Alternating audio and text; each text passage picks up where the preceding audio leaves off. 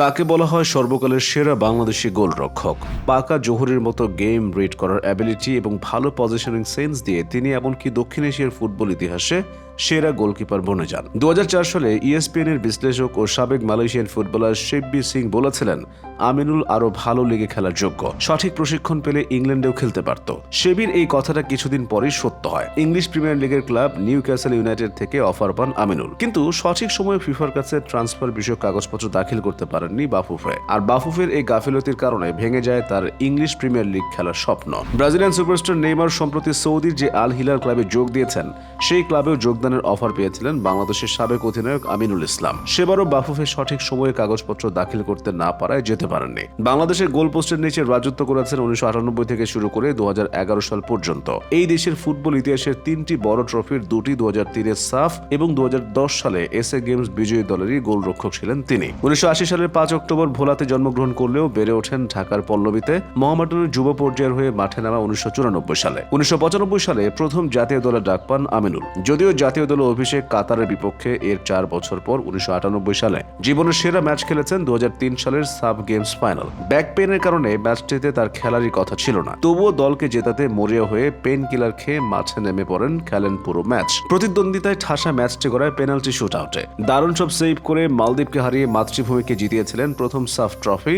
এরপর 2005 থেকে 2010 পর্যন্ত ছিলেন জাতীয় দলের অধিনায়ক। 2005-এর সাফ চ্যাম্পিয়নশিপেও অসাধারণ পারফরমেন্স করে দলকে নিয়ে গিয়েছিলেন ফাইনালে। তবে সেখানে ভারতের কাছে 2-0-তে হেরে যান আমিনুলরা। লাল সবুজের দলের হয়ে 50টি ম্যাচ খেলেই তরুণদের দলে সুযোগ দিতে 2010 সালে খেলা থেকে অবসর নেন। 2011 থেকে 2014 ফিফা বিশ্বকাপ বাছাই পর্বের প্রাথমিক পর্বে পাকিস্তানের বিরুদ্ধে খেলার জন্য বাংলাদেশ ফুটবল ফেডারেশন তাকে অবসর পুনর্বিবেচনার অনুরোধ করে, কিন্তু দৃঢ়চেতা আমিনুল তার সিদ্ধান্তে অবিচল থাকেন। 2013 সালের সব ধরনের লিগ থেকেও অবসর নেন তিনি। বাংলাদেশ ফুটবল ফেডারেশনের অব্যবস্থাপনা, ব্যর্থতা এবং আর্থিক অনিয়মের বিরুদ্ধেও সোচ্চার ছিলেন বাংলাদেশ ফুটবলের ধূমকেতু এই বাজ পাখি। 2014 সালে যখন 2022 সালের বিশ্বকাপে খেলবে বাংলাদেশ বলে এমন একটা জোর প্রচারণা চালানো হচ্ছিল, তখন আমিনুল বলেন, এসব পাগলের প্রলাপ।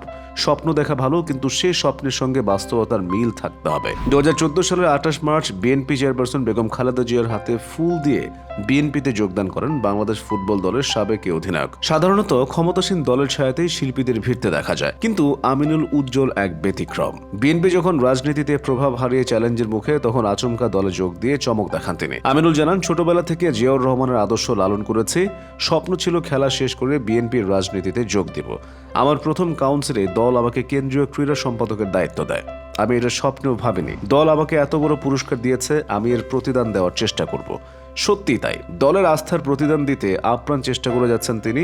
মাঠের কর্মসূচি সফল করতে লড়ে যাচ্ছেন অবিরাম। বিএনপির কর্মসূচি পালন করতে গিয়ে শিকার হয়েছেন একাধিকবার, পুলিশের পিটুনির শিকার হয়েছেন অনেকবার, আটকও হয়েছেন, বহুবার জেল খেটেছেন, মামলাও খেয়েছেন, তবু মাঠ ছেড়ে যাননি। ফুটবল মাঠের মতো দাঁতে দাঁত চেপে লড়াই করে যাচ্ছেন রাজনীতির মাঠেও। এখন তিনি দলের কেন্দ্রীয় ক্রীড়া সম্পাদকের পাশাপাশি ঢাকা মহানগর উত্তর বিএনপির সদস্য সচিবও। ঢাকায় কদিন পর পর বিএনপির যেসব কর্মসূচি হচ্ছে, সেসবেরও অন্যতম আয়োজক ও সংগঠকের ভূমিকায় অবতীর্ণ হন তিনি। জনসভাগুলোতে দাঁড়ান মঞ্চে, মাইক্রোফোনের ঠিক পেছনে, এমনকি বেশিরভাগ সময় সঞ্চালনের দায়িত্ব পান তিনি। সমাজে দুস্থ ও অভাবীদের পাশে দাঁড়ান তিনি।